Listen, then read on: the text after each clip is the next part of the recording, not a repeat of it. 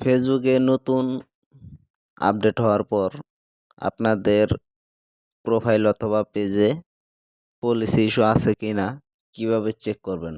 এখন কিন্তু এই যে আপনারা দেখতে পারতেছেন যে আগে কিন্তু ইনস্টামেটসে ঢুকলে এই জায়গায় কন্টেন্ট মনিটাইজ পলিসি বা অন্য কিছু দেখা যেত। এখন কিন্তু কোনো কিছু দেখা যায় না, তাই না? তো এখন আপনাদের পেজে ইস্যু আছে কিনা কিভাবে চেক করবেন? তো যদি আপনারা সেই পলিসি ইস্যু চেক করতে চান, তাহলে আপনাদের সর্বপ্রথম যাইতে হইবে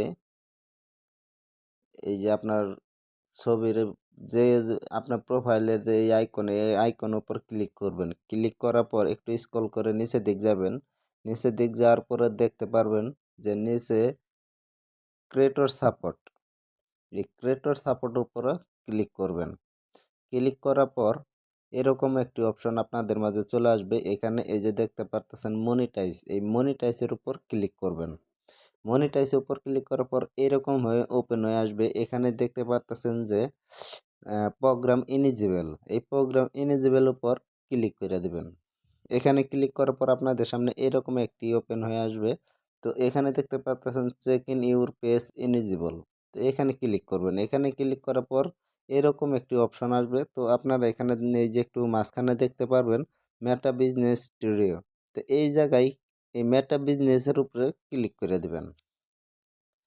তো ক্লিক করে দেওয়ার পর একটুখানি ওয়েট করবেন।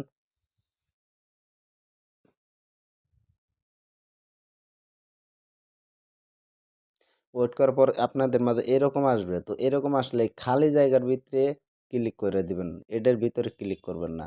আচ্ছা, ক্লিক করার পর আপনাদের মাঝে এরকম হয়ে ওপেন হবে, ঠিক আছে? তো এরকম হয়ে ওপেন হইলে এই যে এখানে দেখতে পাচ্ছেন যে অল টুলস, এই অল টুলসের উপর ক্লিক করে দিবেন। অল টুলসে ক্লিক করার পর এই যে এই সাইডে দেখতে পাচ্ছেন মনিটাইজ, এই মনিটাইজের উপর ক্লিক করে দিবেন। ক্লিক করে দেওয়ার পর আপনাদের মাঝে এই যে একটু ওয়েট করুন, দেখুন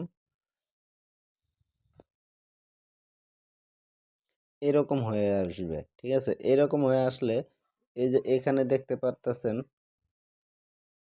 ভিউ পেজ ইলিজিবল, এই জায়গায় ক্লিক করে দিবেন।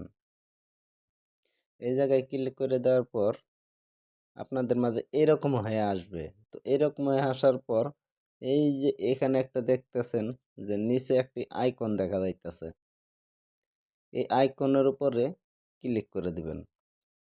ক্লিক করে দেওয়ার পর এই যে দেখুন অ্যাডস অন রিলসে এখানে কিন্তু এই যে পলিসি ইস্যু দেখা যাইতেছে, তাই না?